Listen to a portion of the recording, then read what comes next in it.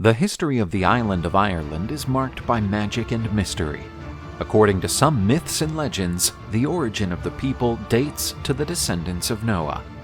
The island was the destination of immigrants from the most diverse places in the world: Greeks, Iberians, and even from the Far East. These people tried to settle in the beautiful Irish lands. At first, everything seemed to go well. But taming the island's nature was no easy task. Plagues and dark creatures ravaged these populations. Some of these settlements were totally ruined. But some clans managed to overcome adversity, establishing themselves solidly in the Irish lands. Among them were the Fir Bolg, descendants of the legendary Nemed, the Scythian explorer who set sail from the Caspian Sea to settle in Ireland. The Nemedians were a brave and persistent people. They were challenged by monsters, rival clans, and pirates. But these disputes brought the people of Nemed even closer together. They spread across the island, and new tribes and clans were formed. Nemed's descendants prospered and divided the island between them, dominating Ireland. But their priests sensed that there was a new force coming to Ireland, capable of tipping the balance of power. Having set out from the legendary Northern Islands, the Tuatha de Danann, known as the sons of the goddess Danu, arrived in Ireland. Protected by a magical haze, the Tuatha landed safely on the verdant island. These new people were composed of strong, beautiful men and quite skilled in the arts of metallurgy. Their weapons and props were meticulously crafted and ornate. These men had the blessing of the gods and landed with divine magical artifacts. Among these treasures were the Stone of Festiny, which revealed the most diverse prophecies, the mighty Spear of Assal, the unbeatable Sword of Light, and the Dagda's Cauldron, which magically produced food capable of supplying an entire army. Their warriors were strong and fearless.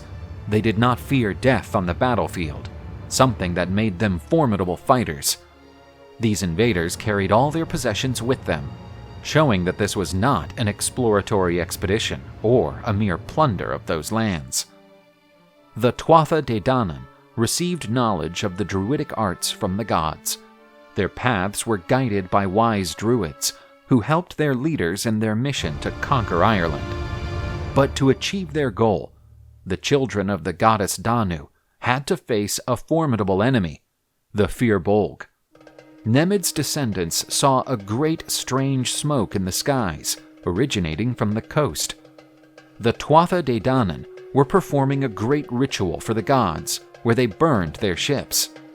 This year could only mean one thing: these invaders were here to stay, if only to die. The Fir Bolg decided to send Shrang, one of their strongest and bravest warriors, to make first contact with the invaders. They wanted to show how strong they were, in case the invaders insisted on staying in their territories. With his combat attire and the strongest weapons, Shrang set out with the goal of intimidating his enemies. Seeing that imposing figure approaching, the Tuatha sent the warrior Bress to meet him. He was one of the bravest warriors among the sons of Danu. The warriors looked at and assessed each other, but they were not there to fight, not even to negotiate. The two warriors wanted to get to know their respective opponents better, for conflict between their peoples was inevitable. Despite the tension, the conversation between Bress and Shrang was friendly. They discovered that their people had a common ancestor and that they might even be sister peoples. Bress presented the Fir Bolg with the proposal sent by the chiefs of his people. It was a chance to avoid a terrible bloodbath. But as a condition, the Fir Bolg were to cede half the island of Ireland to the newcomers. Shrang promised to take the proposal to his king, but anticipated that his people were made up of brave and proud warriors.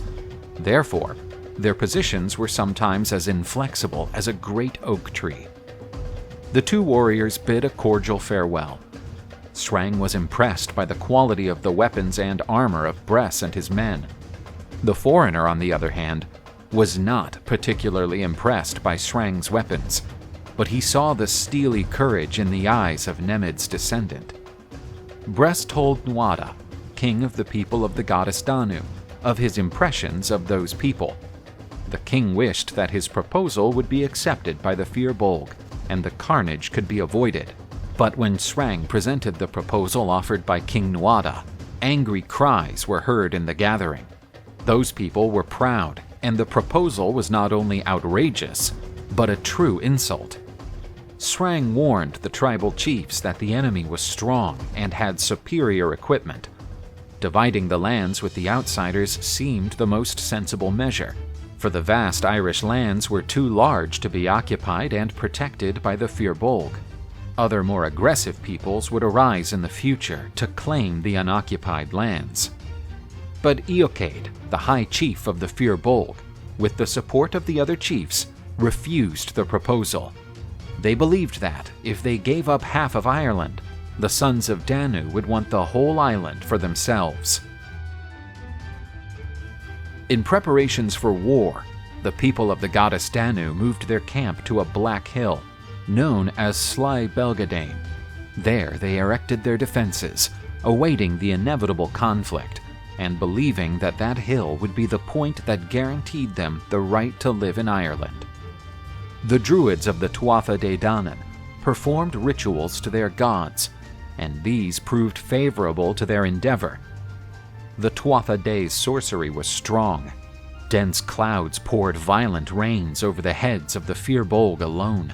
Lightning lit up the skies like a rain of fire. There was no peace among the sons of Nemed. There were 3 consecutive days of torment, until the mages of the Fir Bolg managed to disperse the magical cloud and let the sun shine again.